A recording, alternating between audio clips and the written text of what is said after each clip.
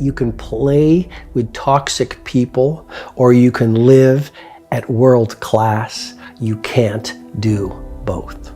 It's very easy for very good people to suffer from a lack of creativity and productivity because they're surrounded by energy vampires, dream stealers, and negative naysayers. And what I've learned over the years is simply this.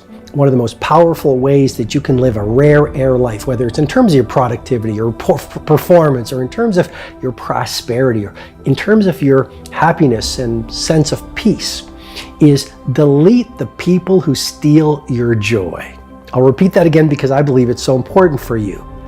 Delete the people who steal your joy. The second thing I wish I'd learned when I was 20 is that everything that happens to you is for your growth. A bad day for the ego is a great day for the soul.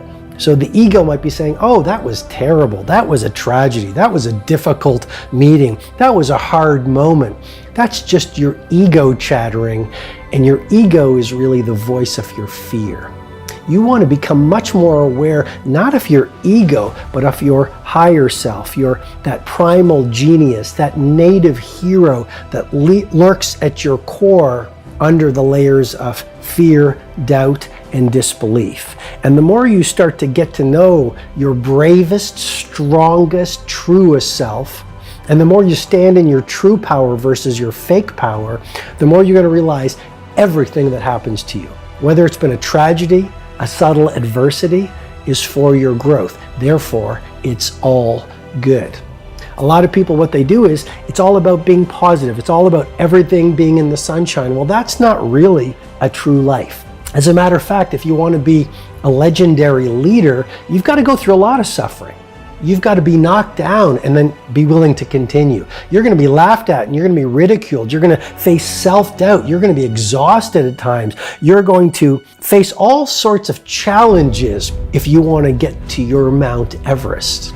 When you own your morning, you'll elevate your life.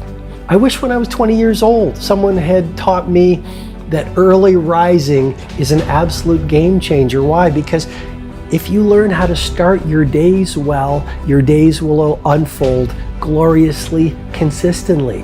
When you start your days before sunrise, you have a gargantuan competitive advantage. This is why Mahatma Gandhi got up before the sun. It is a time of incredible peace in the air. There is a magic before sunrise. And what I was told in India on this book tour was that that's why people meditate at 5 a.m. because the mind has rested through the night, so it's more pure and available for new learning and growth. There is a difference between being busy, and genuine productivity. Please don't confuse movement with getting real things done. As a matter of fact, the billionaires that I coach and the titans of industry that I advise, they all have one thing in common. They really don't work super hard. They are much more interested in quality work than busy work. The true superstars that I've worked with, they're much less interested in complexity and they're much more invested in simplicity. They do a few things in their professional life staggeringly well. They build a great team. They structure a great lifestyle. So they have time to mountain bike and they have time to be with their family and they have time to read and they have time to go to museums and all of those other things that make you more creative and more productive in business. Doesn't matter what other people are doing. All that matters is who you're becoming and how far you've traveled. So I understand a lot of us have a herd mentality. I understand that in this world of ours, especially with social media, we are suffering from an addiction to comparison. It makes me think of what Theodore Roosevelt once said, comparison is the thief of joy. And real leadership is not about followership, it's about leadership.